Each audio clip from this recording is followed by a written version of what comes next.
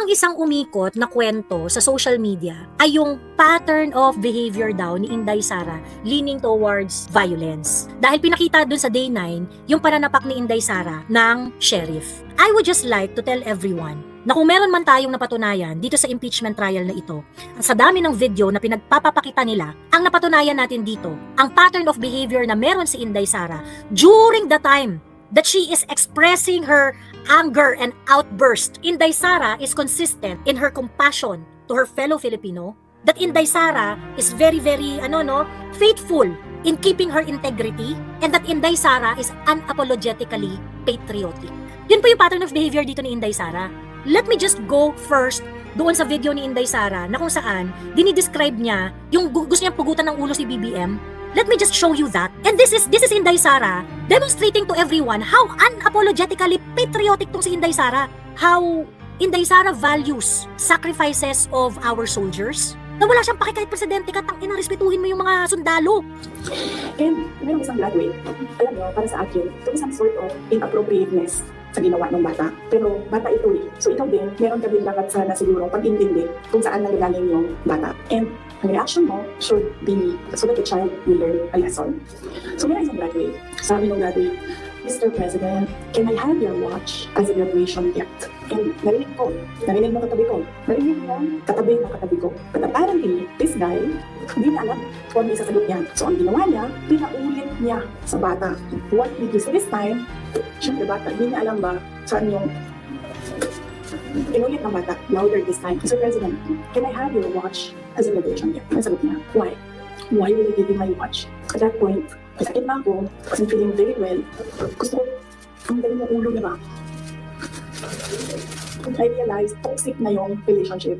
And it did not help na itong dalawang katabi ko, tumawa pa. Pinagtawanan pa nila yung bata. And I saw the humiliation sa face ng bata. I wanted to help him. Gusto ko sabihin sa kanya, itong relo na lang, relo ng vice president, ito ng presidente, pero I hope this will do. And then I realized na baka mas lalo makahiya yung bata if I do that. So I just imagined myself tapping his head. Gusto ko, ganun din ang gusto ko gawin doon sa mga katabi ko. So na-realize ko, toxic na ito. One of the graduation na natin yung footage, makikita niyo doon yung mukha ko, tsaka mukha niya. I-lip-read niyo yung sinasabi niya. Why? So, gusto ko sabihin sa kanya, Ito importante tong part na to eh. bago ko tanggalin ang ulo mo, yung batang yan yung pagpapakamatay para sa bayan natin. Nag-aaral yan ng 4 na taon, hirap yan. Ng 4 na taon, walang tulong araw-araw para mag-training kasi mamamatay yan para sa bayan natin. Yan yung batang yan, ang mapuputulan ng daliri dyan sa fiasco ninyo sa West Philippine Sea. And then, Bakit siya galit na galit? Sabi niya ganun, toxic na, sobrang buwisit na talaga ako kasi pinahiya yung bata. At bakit nga raw niya pupugutan ng ulo to si BBM? Because you have no shame. Hinihingi ng bata yung relo sa'yo. And in military, time is, they have a different meaning of time. Time is a resource. Time is efficiency. Time is survival. Iba, special yung meaning sa military ng oras because they do not have much time. They do not have the concept of time na katulad ng concept of time ng civilian. So kaya naging parang tradisyon yan sa PMA na manghingi ng relo. Bakit mamumugot si Inday Sara ng ulo? Mamumugot siya ng ulo dahil pinugutan mo ng ulo yung batang kagagraduate lang, yung sundalong kagagraduate lang ng PMA. Yung sundalong kagagraduate lang ng PMA, ide-devote ang kanyang buhay para sa bayan. Maring mamatayan, maputulan ng limbs, mabulag, and he was just asking for your fucking watch, and you cannot give it. At ang gusto mo, pahiyain pa talaga yung bata. Pero bakit ka naghihingi ng watch? Patay gutom, yak. When you embarrass a person, ano yung nawawala dun sa tao na yun? Ulo. Diba? Pag pinahiya ka ng bonggang-bongga publicly, in that context, if we're going to take it, if we're going to, parang i-standardize natin dito yung kahihiyan na nangyari. Sinong unang nawalan ng ulo? Si BBM ang unang namugot ng ulo dito. Pinugutan niya ng ulo yung estudyante dahil pinahiya niya. And Inday is basically just saying, alam mo, gusto rin kitang pahiyain ng bonggang-bongga. Gusto rin kitang pugutan ng ulo in the same manner na pinugutan mo ng ulo yung estudyanteng iyon. Yung expression ni Inday na pupugutan ng ulo is basically demonstrating kung gaano ka-importante kay Inday na i-recognize ang sakripisyo ng mga sundalo. Bakit hindi natin pinag-uusapan yan? Why are we talking about the literal pugutan ng ulo dito? Why are we not talking that Inday said those things because Inday is recognizing the sacrifices of a young PMA graduate and the sacrifices that is going to do for the country moving forward? Ang na-establish na pattern of, ang na-establish dito ni Inday sa behavior niya, wala siyang pakialam kahit presidente ka pang kumag ka, pag binastos mo ang sakripisyo ng mga sundalo at yung mga sakripisyo pang gagawin nila para sa bayan, pakyo ka. Yun yung gusto sabihin dito ni Inday. Kahit presidente ka, wala kang karapatan na pahiyain itong tao na ito dahil itong tao na ito, inialay niya na ang kanyang buhay sa military service. At maaari niyang ikamatay yun. I think we do not have to be super intelligent to understand this. Diba? Sabihin na okay lang mag-away tayo. Pero kasi si Inday, yung bibig, ang talas-talas, ganyan-ganyan. Yeah.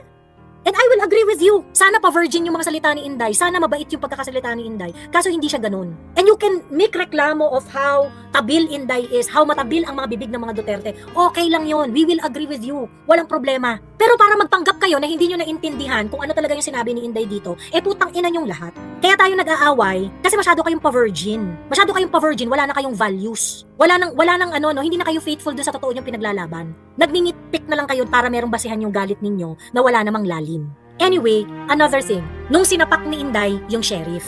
Sabi nila, sinapak ni Inday yung sheriff, itong behavior na to ay nagpapakita na violent talaga si Inday. Bakit violent si Inday noong mga panahon na yun? Anong dahilan?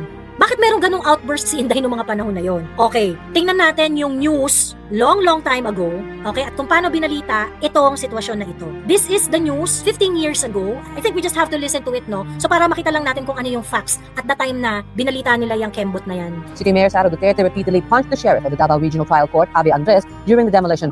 Duterte had asked for a 2-hour extension of the deadline to demolish shanties, but demolition teams pushed through with their operation. This then led to a scuffle between the residents and demolition teams, prompting a fuming Mayor Duterte to attack the sheriff. Kontrolado man kita ma'am, yan na may order ang sheriff na kundi. Ito protection lang namong.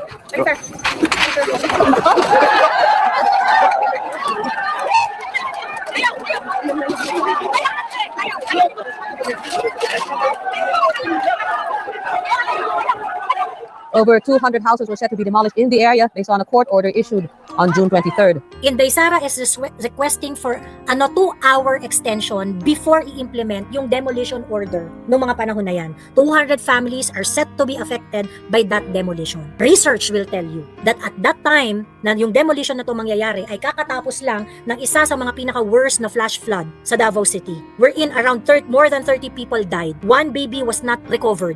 At nito mga panahon na to, yung 200 families na nandun, many of them are also a victim of that flash flood. Inday Sara is not saying do not implement the court order. Hindi na, nakita niyo doon sa news, nang hihingi lang si Inday Sara ng 2 oras bago mo i-implement yung demolition order na yan. 200 families are set to be affected. What is the pattern of behavior that is set here? The sheriff, yung sheriff na to, syempre, meron siyang court order, kailangan nang i-implement, so i-implement niya. Yung sheriff dito, binibigyan niya ng halaga yung burokrasya. Meron akong order, kailangan ko nang implement to, walang makakapigil nito, etc. etc. Yung sheriff, binibigyan niyang halaga yung burokrasya. There's nothing wrong with that. Yun naman yung proseso, meron ka ng court order, mag-demolish ka. But Inday Sara is the executive head of Davao City. Dito natin nakita kung paano ibabalanse ni Inday Sara ang propriety at ang kanyang duty to protect the people. Ia-argue mo na very important sa'yo itong burokrasya na ito, ay kailangan implement na, despite the fact that you have 200 families that are set to be affected by this demolition order. Ang hinihingi lang ni Inday is bigyan siya ng 2 oras para masigurado na yung ide-demolish mo dyan ay magkakaroon ng malilipatan. Now tell me, dahil hindi pinagbigyan si Inday Sara at gustong-gusto na nung sheriff na proteksyonan ang burokrasya, kanino kakakampi dito? Yung isa pinagtatanggol at pinoprotektahan ng sambayan ng Pilipino, ang kanyang mga kababayan, ang kanyang mga kasyudad, at yung isa gustong protektahan ang proseso. Sino makikinabang sa proseso mo? Yung nagpa-demolish? You are a government official after all. I don't think the math is difficult. Ano yung pattern of behavior na meron dito si Inday? Ibig sabihin, si Inday, faithful siya dun sa kanyang advokasya. Faithful si Inday dun sa core value niya bilang public official. That at the end of the day, if she is caught between bureaucracy and the welfare of the people, she will always choose the welfare of the people. And that is the leader that we want. What is the clear message here? The clear message here is that, at ito ang na-receive na mensahe ng bawat Pilipino nung ginawa ni Inday yan na nanapak siya ng sheriff, na walang pakialam sa 200 lives, na wala pang malilipatan dyan sa demolition order na yan, that Inday Sara is going to fight for the small people's welfare over your fucking bureaucracy. Bigyan mo kami ng leader na merong ganyang compassion para sa kapwa Pilipino niya.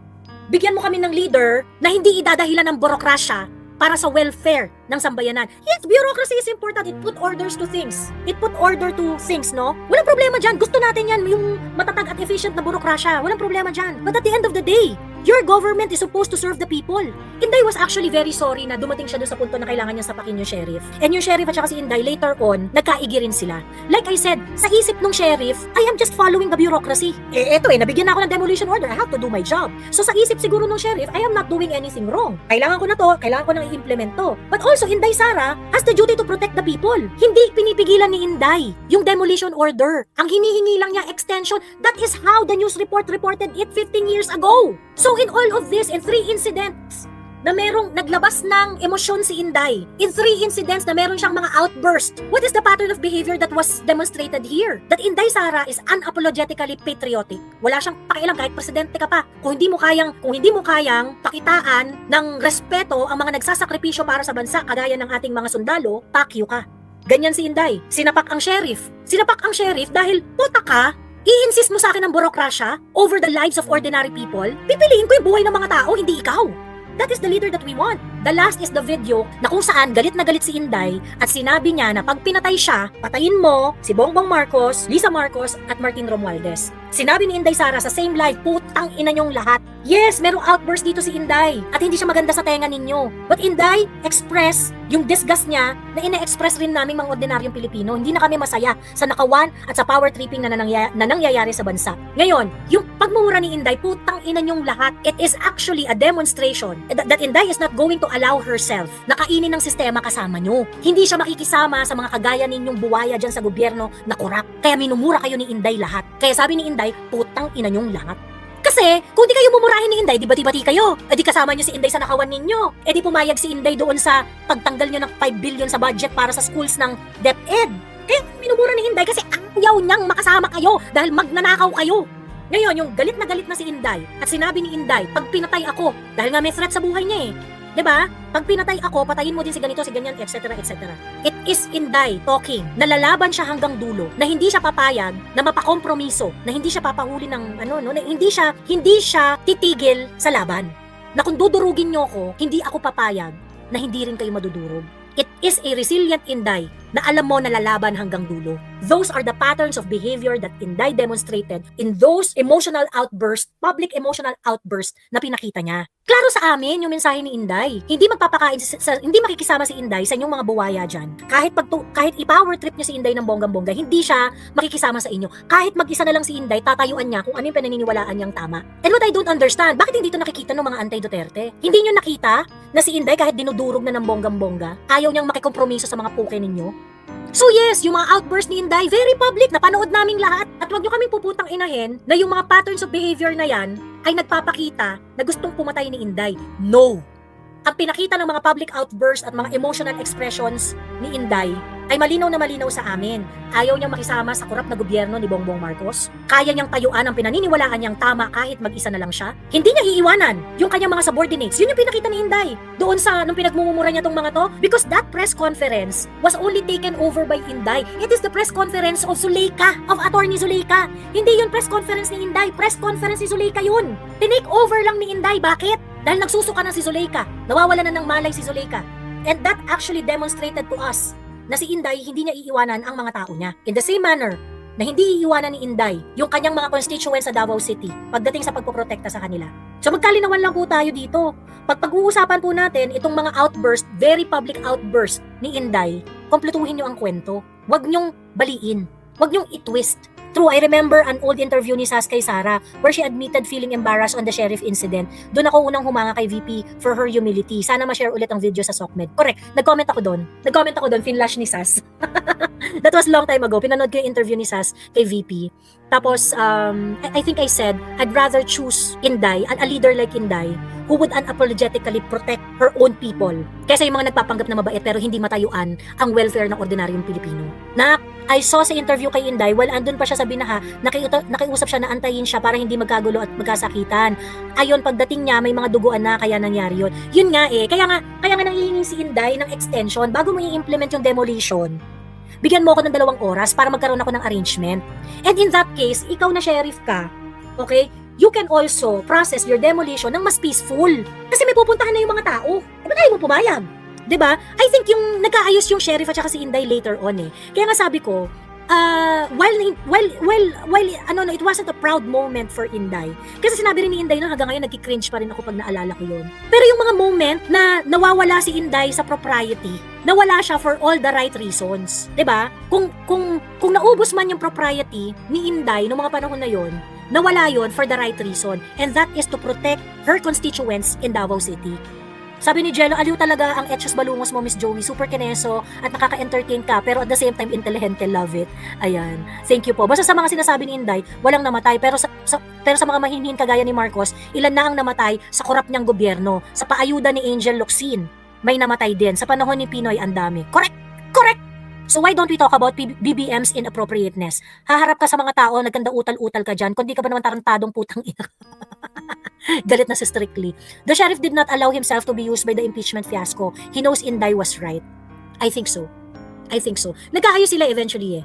And I think it was Inday who requested the meet up between the two of them and personally apologized doon sa sheriff. I think that's why nagkaintindihan din talaga sila ng sheriff. Kagaya man ng sinabi ko eh, we cannot also judge the sheriff. Kasi yung sheriff, parang siguro sa isip niya, ito na yung trabaho ko, kailangan ko nang gawin to, ito utos sa akin, ganyan, etc. And para siguro dun sa sheriff, wala akong pakialam kahit mayor ka pa. Ito ang trabaho ko, kailangan kong gawin to, yung mga ganun bagay. But of course, Inday also has the duty to protect her people.